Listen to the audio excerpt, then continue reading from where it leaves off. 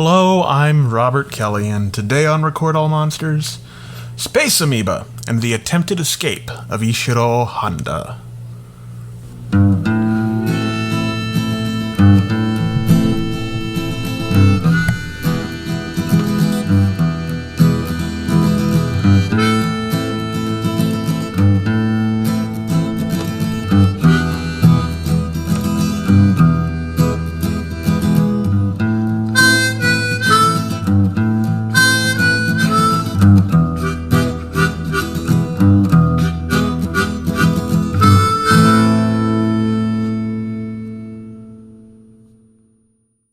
From this moment on, you are no longer an ordinary human being.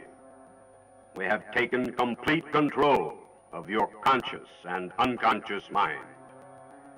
Our aim is to conquer the Earth. We have dominated you the way we intend to dominate everyone on your planet. You are the first step, and nothing can stop us. You have been given the honor of being the first Earthman to be the first true spaceman. Space Amoeba, or Yog, the monster from space, sees the sun set on two of our history's biggest figures. Though he'd been sick for most of the past 2 years and unable to work directly on Destroy All Monsters and Godzilla's Revenge, Eiji Tsuburaya had still been credited as the supervising effects director on those two films.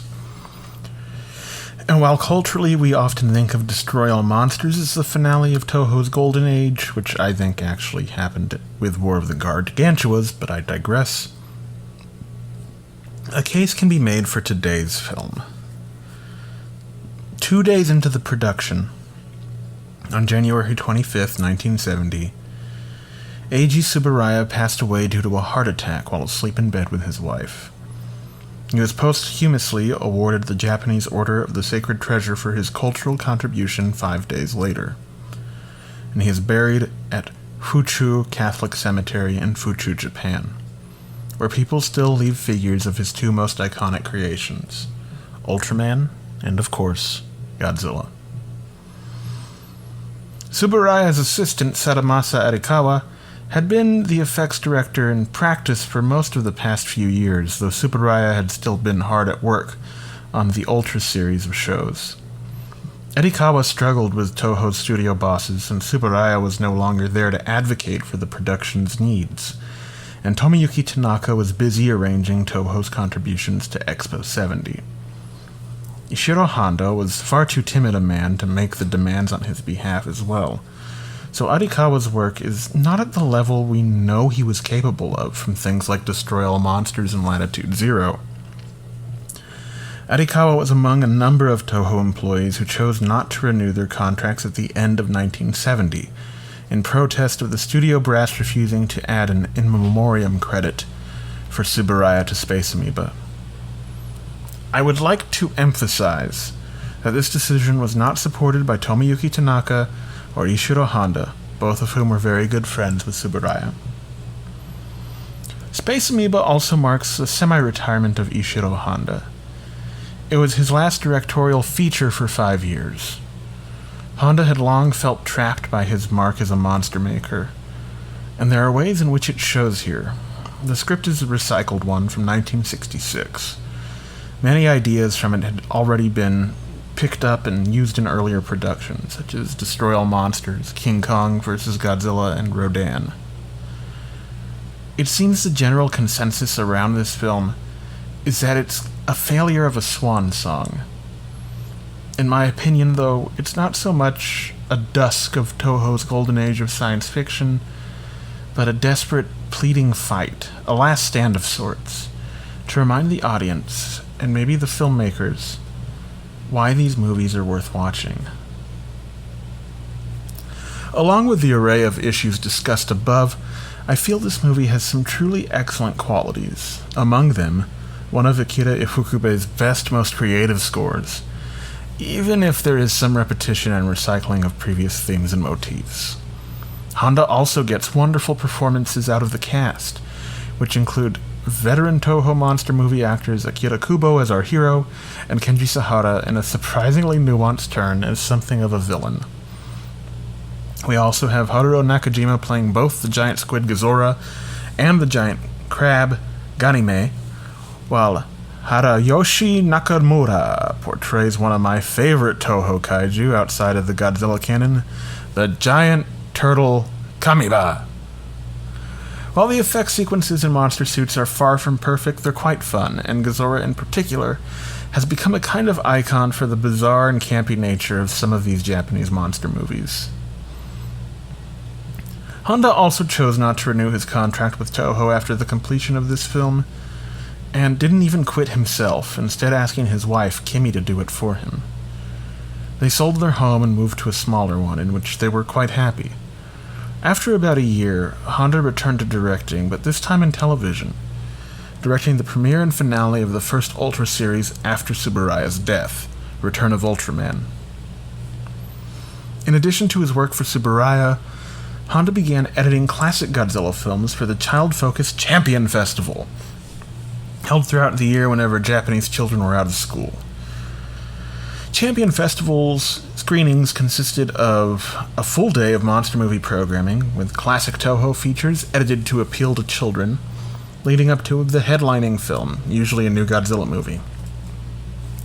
Space Amoeba headlined the festival for summer of 1970. Soon, we will have to look at the continuing battle of the giant monster movie industry to remain relevant, but on our next episode, I want to digress a tiny bit and talk about something very near and very dear to my heart. On our next episode, we're going to be talking about Voyage into Space, or as I like to call it, Johnny Sacco and his flying robot, the movie. Obata, thank you.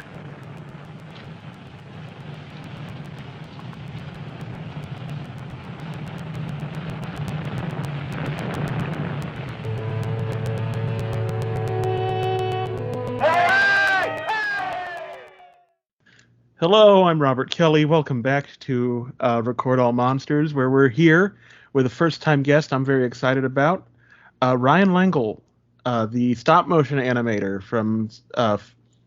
you just did Cowgirls vs. Pterodactyls and the Beast from 20 zillion years ago? 20... I have to think about it. Yes, that's what it's called. Yes, the Beast from 20 zillion years ago. That's been, I think, exactly 10 years ago now that I made that one. That was my first kind of short and my latest attempt to be an animator. So yeah. Yep. And what you have a special name for your animation process? Yeah, it's I like to call my process slop motion. Okay. Which just gives me room for not being, the greatest. I mean, when you do stop motion, the first thing everyone wants to say is, well, it's no Ray Harryhausen. But, it's like, of course not. It's like if nobody sounded like Jimi Hendrix or somebody the first time they picked up a guitar, it's like nobody holds musicians to that standard. It's but anyway, I'm rambling already. But slop motion just means I buy as much stuff as I can from like the dollar store, and not really concerned about technical perfection as much as just getting some character and some humor across, and maybe having something that's slightly aesthetically kind of cool. So that's it. Well, I enjoy your work. I checked out the shorts after the first time I heard you on Monster Kid Radio. Oh, up on YouTube, and I'll have some links to those in the show notes. And I actually rented Cowgirls vs. Pterodactyls off Amazon the other night. Got to watch that. Did you? What do you think about that? I mean, it was fun.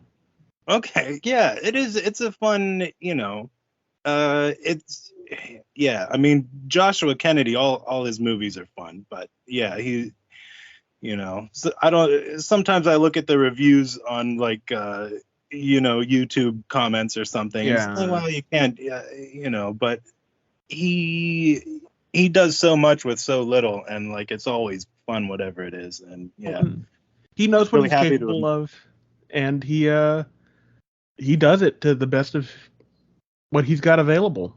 So Exactly, yeah. So and that's the your right spirit. yeah, and your work is definitely a standout in that movie. I gotta say, I love the design of the pterodactyls. Do you come up with the design yourself, or?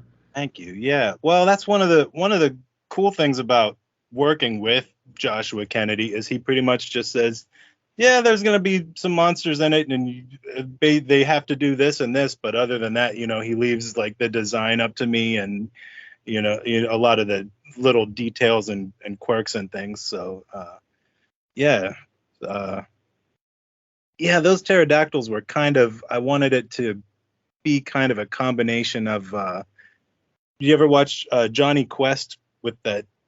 There's that pterodactyl that's got, this kind of jagged beak sort of thing, because Yeah, it's part pteranodon, which, pteranodon means toothless beak, and then a lot of times you'll see a toy with like, and it's just like full of teeth, or the ones in right. Jurassic Park, it's like, well, that's not it, but he's got to have something to be more threatening. So I kind of ripped that off of Johnny Quest, and I wanted it to kind of have the look of like what I thought the Mahars should have looked like in At the Earth's Core, like from the Right. Edgar Rice Burroughs. Like I kind of wanted them to have that kind of. So they're not really pterodactyls; they're just kind of like a hybrid monster, creature thing. So, but that's the kind of movie it is. So, and Well, if you made a regular pterodactyl, the claws are way too small to pick anybody up, so you have to do what's right for the script, I guess. Yeah. I had a lot of fun with it, and I loved your design. So, how did you get into monster movies? Well, just like the classic answer that you hear all the time, but like I saw King Kong on TV on like a local broadcast, probably when I was like 3 or 4, something like that, and yeah, it was pretty much King Kong and like some early things that like the Godzilla book, the Ian Thorne, the Yes. one that everyone grew up with in the 80s, seeing that when I was in kindergarten, and like Godzilla 1985 had just come out on video. I saw that. So it was just like a couple of things at the same time. I saw an episode of Land of the Lost, and that really stuck with me. And so just like being into dinosaurs, and it kind of grew from there, just like seeking out as much as possible of that sort of thing. Typical. Familiar story, but it's always fun to kind of hear that it's so much the same pathway. I mean, even through different generations. I've talked to people much younger than me and much older than me, and it's always kind of like King Kong, dinosaurs got me here. Right. Exactly. And I know, like, this is one of the best things about like being on a podcast is like everyone on every podcast says at some point, "Oh, that's a great thing for an audio medium like this." But this dinosaur, this was like I was at a drugstore when I was like 3 years old with my dad, and like I was like, they had this little box of these rubber dinosaurs, and he I was like, "Dad, what are these things?" And he was like, "Well, son, those are dinosaurs, and they used to live on Earth millions of years." I was like, Mhm. the moment when you find out like things weren't always the way they are right now. There used to be giant monsters like that were real running around. It's like just still remember that feeling of having my mind blown by that. So yeah, so just chasing that dragon, I guess, with the Well, movies and stuff. it's funny you brought up the Ian Thorne book. I recently came into Oh, look at that. possession, and it's in great shape too. Like, um, my wife actually, she produces the show. She bought it for me. We saw it at a Half Price Books, and I was just like, "Ah, that's cool. I wish I could get it." And when we got up to the counter, she had the lady pull it from the case. Yeah, So nice. Those go for so much. I remember when I was in school, my one copy, they had two copies, and one was so beat up that they gave it away to some other kid, and I was so jealous. I was like, that should have been mine. Oh well, but that's awesome. Congratulations yeah, on that score. thank you. I'm very excited about it. And it was really reasonably priced too. It's like not the $200 copies you see on eBay. I'd expect it was probably half of that. From Half of where half of that. from. Half of okay. Yeah. All right. So. I mean, half price books is what I was going off there, but yeah, all right. Nice. Very good. All right. So let's get into the movie we're here to talk about. Space Amoeba, or Yog Monster from Space, as it was initially released in the U.S. Ryan, what did you think of this movie? It's a mixed bag, but you know what? I love it. It's going, being from the VHS generation, that's the first way I saw it was, there was a video store near my house that was it was like attached to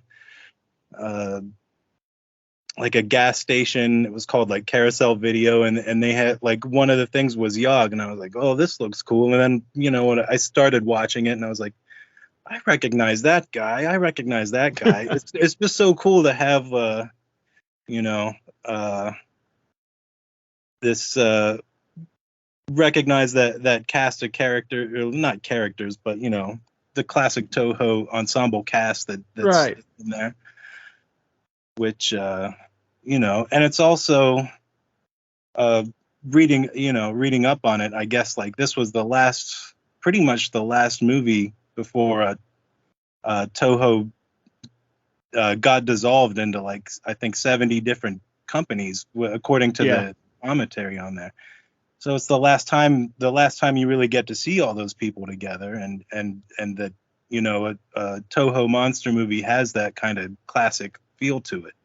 Right. Not that the other ones aren't, that follow. There's plenty of classics to come, but just that really specific, flavor that those guys made, Right. And it's just something that, when you have Ishiro Honda directing and Ifukube doing the score, it has a specific feeling that, you don't really get, even with Terror of Mechagodzilla, when they get back together. The Toho monster movies have changed so much at that point. Yeah, it's true. It's kind of the last ride for that one. Even though, there's nothing. I guess what I was getting at is there's nothing particular. It doesn't break any new ground, I would say. But it's just nice to have that one more taste of that, that feeling. Yeah, and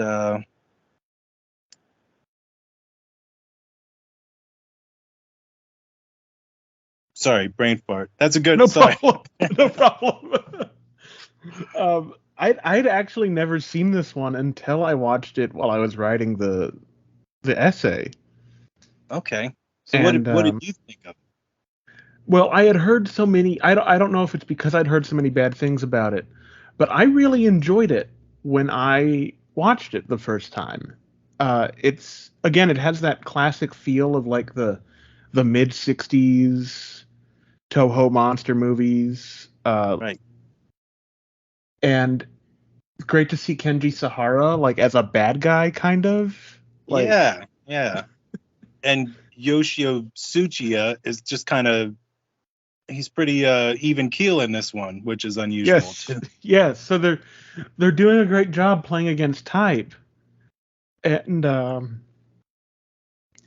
really enjoyed it. The monsters, yes, are a little goofy, especially Gazora. Yeah, But he's goofy. But there's some cool action. Like the mouth on the crab is like oh, pretty cool, and then like some of their battle moves at the end, they're like somebody's flipping around and the neck kind of like that's some wacky stuff. It's if it wasn't for the like Godzilla movies that kind of bookend this one, you would say like this is one of the craziest monster movies yes. of this time. And it's like then you look at the ones around it and it's like, no, actually this one's kind of got its feet pretty Yeah. firmly on the ground here. But If it weren't on either side of Godzilla's Revenge and Godzilla versus the Smog Monster. right, pretty much. Um, but no, I really enjoyed it. I had a great time. I really specifically liked the score. It felt like a big departure for Ifukube. It's like the electronic elements throughout, and Yeah, a little bit of that rhythmic synthesized thing that's going on, and yeah, some straight up piano, and yeah, it was nice. It was just nice. So again, like I don't understand why this movie has such a kind of meh reputation. I guess because it really doesn't do anything new. But sometimes you just want the hits. Like, I mean, you go to a concert. Like, I saw Bob Dylan a few years ago, and he didn't have a new album out at the time. He was just touring to tour. So, sure, he's just playing what he wanted. And right, that's what I wanted. exactly, yeah, and yeah, just I don't know, the more the farther away we get from like and I'm a stop motion guy, but I'm a suitmation guy, just like anything. Like, and there's hours of content if you want to hear guys go like, "Well, practical effects are the best," but like, I just taking that as for granted. Like, the farther away that we get from like this era of movies, it's like this one. Like, it's hard for me to dislike anything about.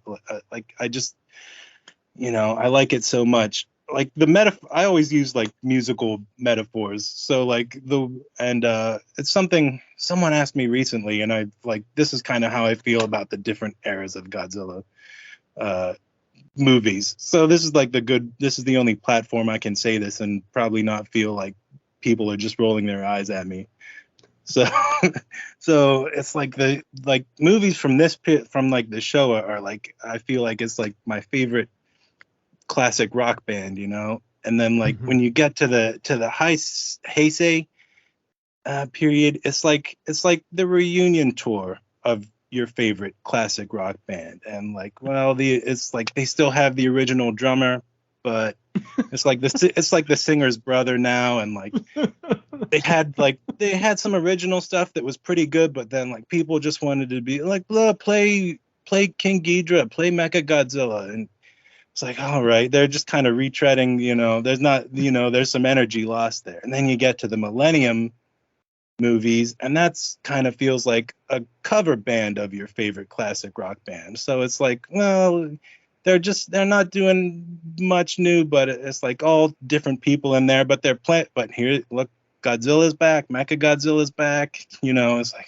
Ghidorah's back. It's like, all right, we're doing it again. And then like whatever we're in now feels like EDM music with samples from my favorite classic rock band, So it's like, yeah, I guess this is for the kids now. I'm checked out of it, but I am glad that,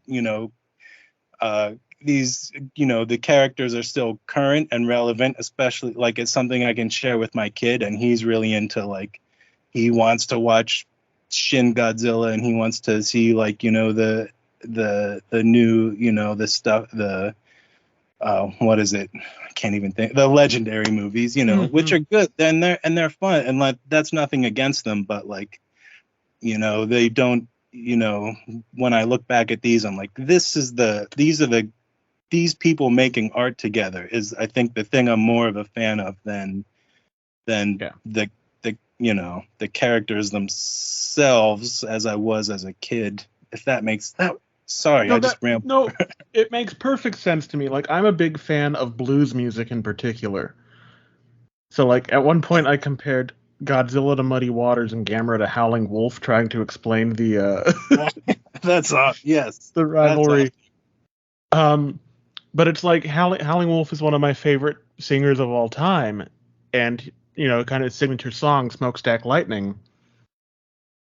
There have been tons of covers of it, and the riff is used in a bunch of things, but nothing ever really touches that. And for me, that's going to be like, that makes perfect sense. The Showa era of Godzilla is that original recording of Smokestack Lightning. Right. Anyone else doing it is just it's not going to be that pure coming from that artist. Yeah. Yeah. So I think I'm glad. Perfect metaphor. All right. Perfect metaphor. Yeah. All right. Well, I didn't embarrass myself that much so far. So good. All right. I'll wait till the game, I guess, for that. Not at all. Yes. So, did you have a favorite part of this movie? Favorite part, like one of the. I mean, I love the monsters, but I feel like in a way it's just it's kind of, I don't know, it's more of an overall thing with this movie that I like that it's an island movie, which I mean, usually Ishiro Honda wasn't the guy that got stuck doing everything happens on an island. So It was interesting to see him deal with that one too. And the island was called Sergio Island, and I think did I read somewhere, or was it in the commentary, that they thought Sergio might have been after Sergio Leone? I don't know if that's why they called the island that. I'll have to look at that. And there's some stuff that's not exactly clear, like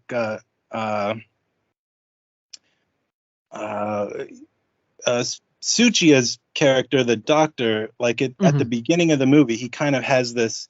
He kind of says, I've done the calculations, and I have a feeling that there's monsters on this island that have been there since the previous. He did the math, he did the monster math, and he thinks there's going to be monsters here, and like sure enough there is, and there's like the natives worship Gezora as a god, but then why and when I ask this question, this isn't me poking holes, it's just me trying to figure out what is the intent here.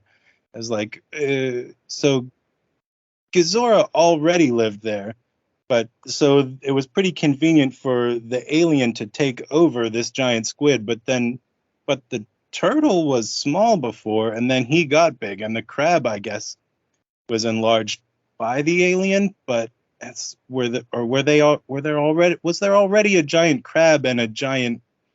I'm not sure. Like Gezora was already there, and right, and it does how that all works. It does kind of gloss over that. He's just like, yeah. So the squid was there, and clearly it's made these other two giant. Yeah. Okay. Just accept it. It's kind of just okay. Which is I'll roll with it. I'm not criticizing. I'm just thinking about, like, what's really happening here, and when you see Akira Kubo looking out the window, he's reading the paper about Helios 7, and then he looks out the window and he sees Helios 7, through the plane window, and it's like, that's a pretty big coincidence. But you know what? I listen to a lot of podcasts. Sometimes I'm driving, down the street, and like I'm listening to a podcast, and somebody says something like, "Oh, I was at this house and they had really nice landscaping." And while I'm driving past like Jim's landscaping, and like I hear someone say landscaping just as I'm looking at the sign, and I'm like, what? This has to mean something. I gotta hire Jim. Right. Yeah. So that's kind of a believable. Like, I can believe that happened. He looked out the window and saw Helios 7, just as he read about Helios 7. It was in every newspaper. I don't know. No, that makes sense. I mean, I talk a lot about fairy tale logic, and Eiji Tsuburaya talked about it a lot as well. Just saying that, when you're in a fairy tale, you don't question, oh, I heard about an evil witch. Then you run into an evil witch. Of course you ran into the evil witch. There's evil witches everywhere. Like, right. Sure. That's why you heard about them. Because they're there. So, all right. Well, I think from there we're going to move on to the game show after we take a quick break. So the name of the game show today, give you a little bit of a hint, is Yog or Nog. All right. Okay. All right. And we'll let you know the rules once we get back. Okay. Yog or Nog. Yog or Nog. Okay. It's got to be either Yog or Nog. So okay. A rocket ship to unexplored planets, captured by unknown powers. Yog, monster from space.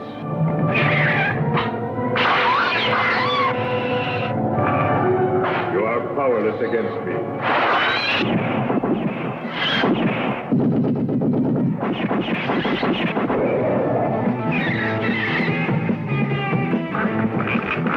An irresistible, terrorizing monster.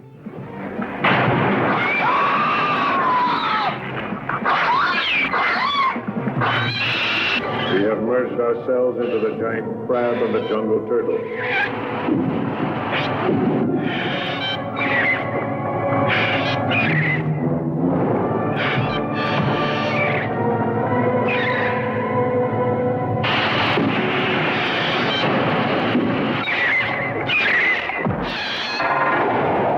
Monsters never before seen.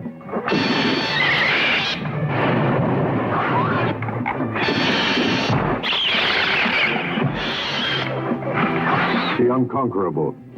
The unbelievable.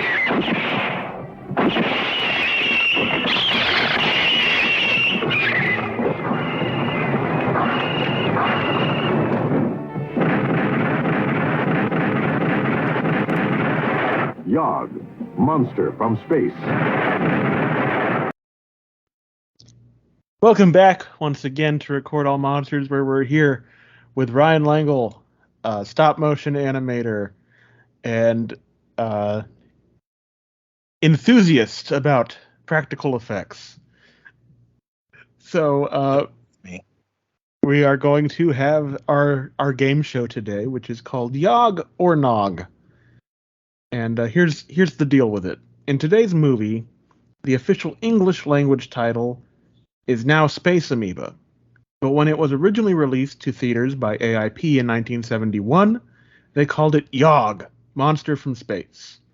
At no point does any character say the name Yog, but if you try it yourself, you'll see that it is a very fun thing to say. Yog, Yog, Yog, Yog, Yog, Yog, Yog, Yog. Anyway, most words that end with og are fun to say. So we're going to see if these og things are real or not. If you think it's real, say Yog. If you think it's otherwise, answer Nog. All right. I think I got it. Okay. And as usual, there will be no prizes or penalties awarded. All right. Well, I might bring shame and disgrace on my family name, but we'll see. All right. Question 1.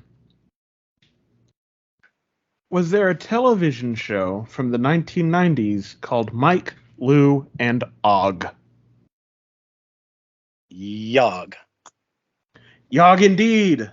This odd animated series with a catchy theme song ran for 2 seasons on Nickelodeon, from 1999 to 2001. It was about a foreign exchange student who applies to be on a remote island partially populated by shipwreck survivors.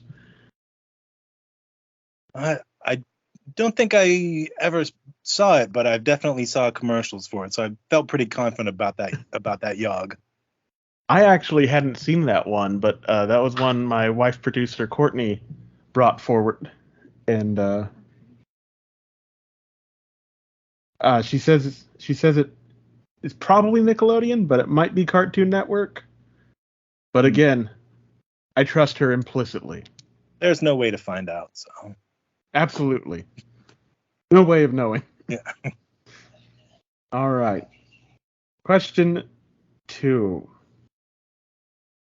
The National Dog Groomers Association of America, or NDGAA, is a society for professional dog groomers that requires both registration and training in order to gain membership. Do they also have an organization for amateur dog groomers called the Amateur North American League of Groomers, or ANALOG, that only requires registration and code compliance? That's too plausible to be made up. I'm going to say Yog. Nog, I'm afraid. Ah. I made it up purely for the fun of there being an organization called Analog. Buy physical media when you can, kids. All right. Question 3. You're 1-1. All right. Is there a character in a television show named King Zog?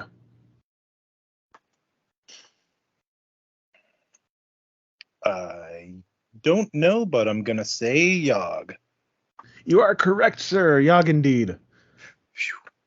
King Zog is the father of the main character in the Matt Groening Netflix series Disenchantment, and is voiced by John DiMaggio.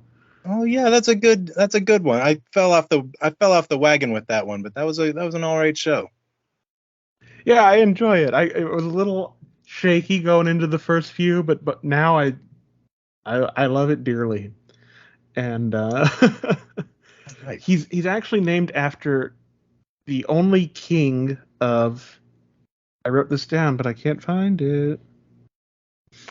The only king of Albania, King Zog the First, and last. So, Sure. all right, question 4. So you're 2-1. Okay. So we all know about the mighty Throg, a frog version of Marvel's Thor, who I hope gets his own MCU movie someday. But is there a place that shares the name with him? Place called Throg. Well, I'm going to say law of averages, Yog. Once again, you are correct. Yog indeed. Throg's Neck is a neighborhood in Brooklyn, New York, across the East River from Long Island Sound. Wow, I did not know that. This is why I love your show. I always learn something I didn't think I was going to learn. I always have fun throwing in random questions, but they have to be related somehow, even if it's just by two letters. Yeah. Yes. Final question. So you've already won the game show, Ryan. You 3 out of 5. I'm on fire. So let's see if you can go 4 for 5. All right. First century Jewish historian Josephus, was quite concerned with Gog and Magog, 2 nations of people, or possibly one person named Gog from a place called Magog, foretold in the book of Ezekiel, destroying the Second Temple in Jerusalem. Did Josephus believe these invaders to be the Parthian Empire from what is modern-day Iran? I thought I knew about Gog and Magog, but that I'm not sure. Uh, I'll just I've said Yog to everything else, so I'm gonna say Yog one more time. This is a Nog. It's a Nog. Yeah, while Josephus was concerned about Gog and Magog, he ascribed their characteristics to the Scythian people of southern Siberia.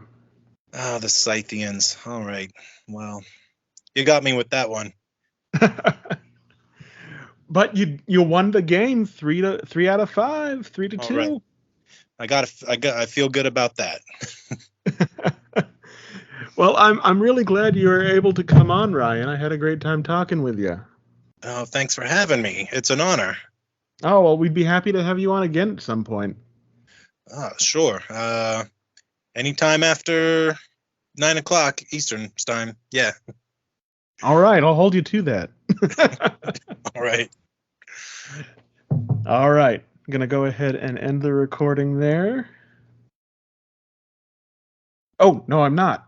Because any projects coming up, social media, anything like that you want to share? Oh, sure. I do have I have an Instagram. I forget what it's called. I think it's RYLENGY because every other variation of my name was, I think, taken. So I think it's kind of looks like Rylengi, something like that. And I am working on the third and final installment of the Beast from 20 Zillion Years Ago series of short films. And I'm just kind of at the beginning of that. So that'll probably be in a year or two from now that will be viewable anywhere. But yeah, if you want to see that or see what I've done in the past, then you can find that weird Instagram handle I tried to say earlier. Well, we'll have a link to your Instagram in the show notes, as well as to some of your shorts on YouTube. Well, thank you very much. And again, just thank you for coming on. Really appreciate it. Like I said, anytime. One of the best kaiju podcasts going right now here. You flatter me. Well, it is. I agree, but you flatter me. All right, now I'm going to go ahead. So I says, your car was upside down when we got here. And as for your grandma, she shouldn't have mouthed off like that. What? It's from The Simpsons. Oh. And in the show, it's a reference to Flannery O'Connor's story, A Good Man is Hard to Find. Okay. Yeah. Which I just figured that out recently. Oh. And such a good story. I felt really dumb. Because I've loved Flannery O'Connor a long time. And I remember when I was in my early 20s in the circle I ran with, there were a lot of like 20-something-year-old Catholic quote-unquote intellectuals I knew who were all like, I would marry Flannery O'Connor. And I was like, would she marry you? Yes. Anyway, that was our episode on Space Amoeba, aka Yog, monster from space. I want to thank Ryan. I really enjoyed having him on and talking with him. We talked a little bit about it. I don't remember if it was an actual recording or just offhanded. That we mutually heard about each other through Monster Kid Radio. So I want to thank Derek for that as well. And yeah, this was a really good one. There's still a lot of stuff going on with my family, maybe even more than before. Yeah. But this is, I'm throwing myself into it almost as a distraction while still trying to be available to help where I can. I hate plugging stuff, but, it would be helpful if you could jump onto the Patreon or the Ko-Fi page. It's Coffee. I keep saying Ko-Fi because that's how it would make sense. Coffee.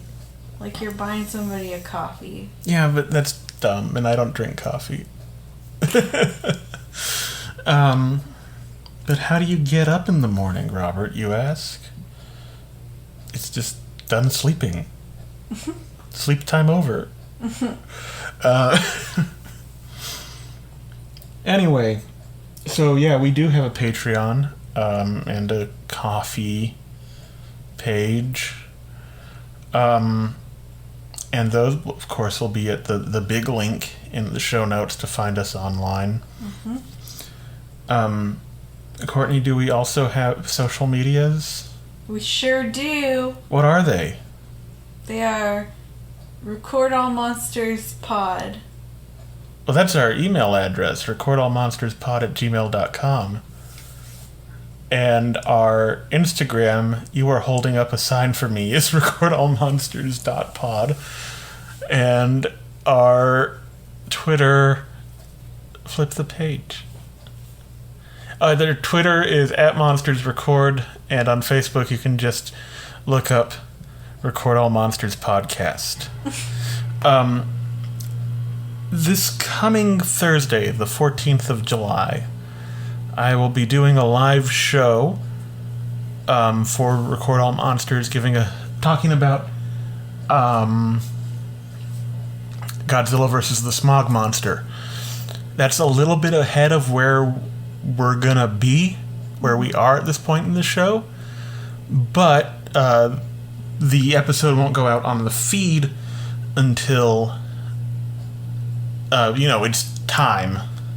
So there's 2 more episodes in between it. But if you're in the Central Texas area, so like on the I-35 corridor, it's a free event at the New Braunfels Public Library, July 14th at 6:30 p.m. And we're going to try to live stream it through Instagram. No promises on that, though, because we just don't know if it's going to work. So take a look at our Instagram at that time, next Thursday. And hopefully that's 6:30 Central Time. And hopefully you can join us there. And if you're in the area, once again, it's a free event. And we'd really appreciate to see you out there. And you may get a chance to be on the very special live edition of the game show. Which I'm not giving any clues to you about. Yeah. Alright, so next week we have, believe it or not, a giant monster movie. And it is a doozy. And I am not. Okay, so it's not next week, but 2 weeks, hopefully 2 weeks. It's Voyage into Space.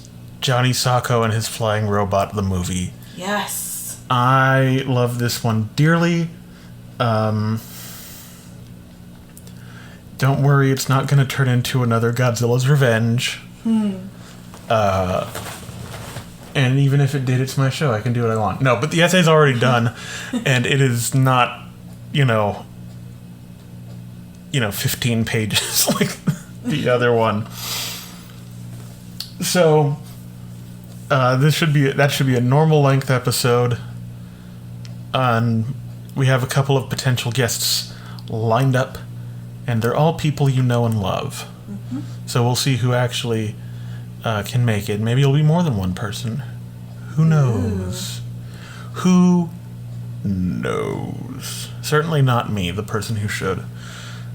And with that, Courtney, is that everything we have to say? Yes, I believe so. You're the in charge person. Yeah. Okay. So that's it. We're signing off. And remember, again, if you're in the New Braunfels, San Antonio, Austin area, I-35 corridor, come on down, see me live next Thursday. Yeah. Let me know if you're a listener. And between now and then, remember that monsters are your friends. Yes. And buy our crap.